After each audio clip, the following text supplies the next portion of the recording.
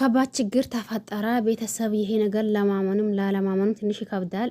ሄርሜላ አሁን ላይ ዶክተሩ አጋለጻት እያሉ ነው። ዶክተሩ ደግሞ ምንድነው ያጋለጻት ነገር ወይስ ደሞስ ምን ተፈጠረ፣ ምን ሆነ፣ ምን መጣ የሚለው አብረን የምናየው ይሆናል። ለዚህ ቤት አዲስ ከሆናችሁ ሰብስክራይብ ማድረግ አትርሱ። ነባር ቤተሰብ ከሆናችሁ ላይክ ሼር እያደረጋችሁ አባራታቱኝ። የሄርሜላ ጉድ ምንድነው የወጣው ወይስ ደሞስ ዶክተሩ ምንድነው ያለው? አብርሽ ደግሞ ለምን ደነገጣ? ለምንስ ደግሞ አበዳ የሚለው እንዳልኳችሁ አብረን የምናይ ይሆናል። ሰላም አለይኩም ወራህመቱላሂ ወበረካቱሁ። ወድና ተከበራችሁ ቤተሰቦቼ በሙሉ ሐባይብ እንዴት ናችሁ? ደህና ናችሁ ወይ? እኔ ደህና ነኝ አልሐምዱሊላህ። እናንተስ እንዴት ናችሁ? ሁላችሁንም ሰላም ብያለሁኝ። በያላችሁበት ዓለም ዳርቻ የአላህ ሰላም እንዲሁ ዝነት በረከት ርህራሄ ከእናንተ ጋር ይሁንልኝ እያልኩኝ ያው አዲስ ነገር አይቼላችሁ አላስችል ቢለኝ መጣሁኝ። ምንድነው የመጣሁበት ነገር? አዲሱ ነገር ደግሞ ምን ተፈጠረ? ሄርሜላ እንደምናቀው በዚህ 2-3 ቀን ማለት ይቻላል እርጉዝ ናት እየተባለ ነበር።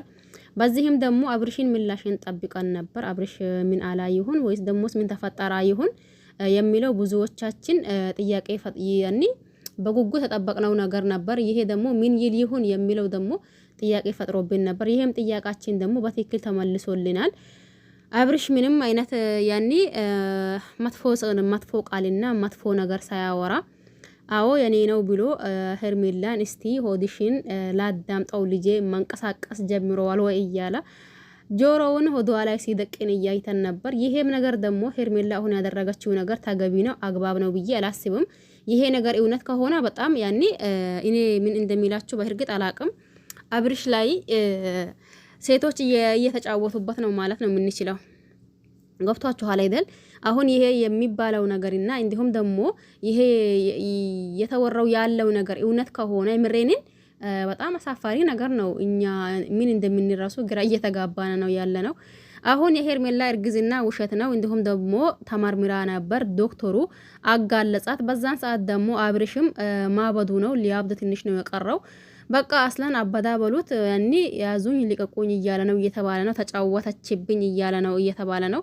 ይሄም ነገር ደግሞ አዎ በአብርሽ አንፈርድም። በነገራችን ላይ እዚህ ጋር ህዝቡ ፊት እሷም አረገዝኩኝ ብላ እንዲሁም ደግሞ ህዝቡም ደግሞ አርግዛለች ብሎ አሁንም በዛ ልክ ደግሞ እርግዝና ውሸት ነው ቢባል ለአብርሽ መሞት ነው የሚመስለኝ። በነገራችን ላይ ለምን እዚህ ጋር የሆነ ጊዜ አይታችሁ ከሆነ ሩታ እንደዛ ሳታረግዝ ነበር የዛኔ ያረጋስኩኝ ብላ ከዛ መጣችና ከዛ አይ እኔ ማቀው ነገር የለም ምንም ካንቺ አብረን ሆነበትም ቀንም የለም ምንም ማስታወስም ነገር የለም እያላት የሆነ ጊዜ ፕራንክ አድርጋ ነበር ማለት ነው። ምናልባት ይሄን ፕራንክ የሄርሜላም ደግሞ ፕራንክ ከሆነ ልክ እንደዛው እንደ ሩታ ይመልሳታል ብለን በውጉት ጠብቀን ነበር። ነገር ግን ደግሞ ፕራንክ እንደሊሆነ ራሱ በራሱ አምኖ ወይም ደግሞ ልጄ ነው ብሎ ተቀብሎታል። ይሄ ነገር ደግሞ አሁን ሄርሜላ እንደተባለው ይሄ እርግዝና ውሸት ነው ወይም ደግሞ አላረገዘችም አብርሽ ላይ ልትጫወትበት ነበር ቢባል አብርሽ በነገራችን ላይ ብዙ ጠላቶች አሉት ከዙሪያው።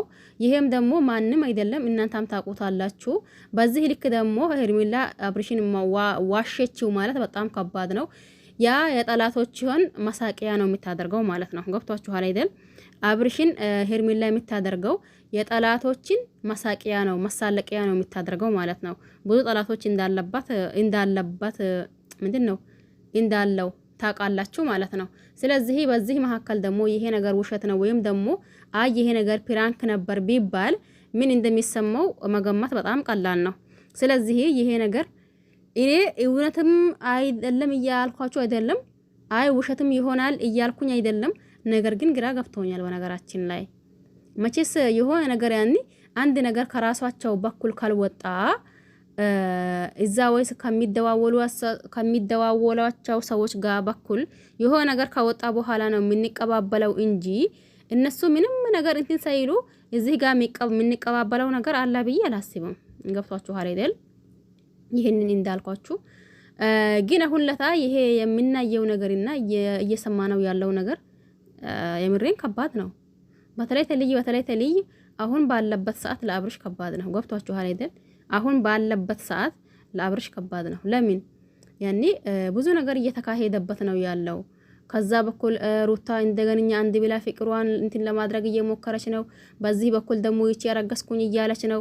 ይቺን ተቀብሎ ደግሞ ሩታን እየንደሸኛት ነው የሚናቀው። ስለዚህ ለአብርሽ በጣም ከባድ ነው። ለማንኛውም ለዚህ ቤት አዲስ ከሆነ ሰብስክራይብ ማድረግ አትርሱ። ነባር ቤተሰብ ከሆናችሁ ላይክ፣ ሼር አድርጉ፣ አበረታቱኝ። ሀሳብ አስተያየት ካላችሁ ኮሜንት ስር ማስቀመጥ ትችላላችሁ። ሰላማችሁ ይብዛ። በአዲስ ከምንገናኝ ድረስ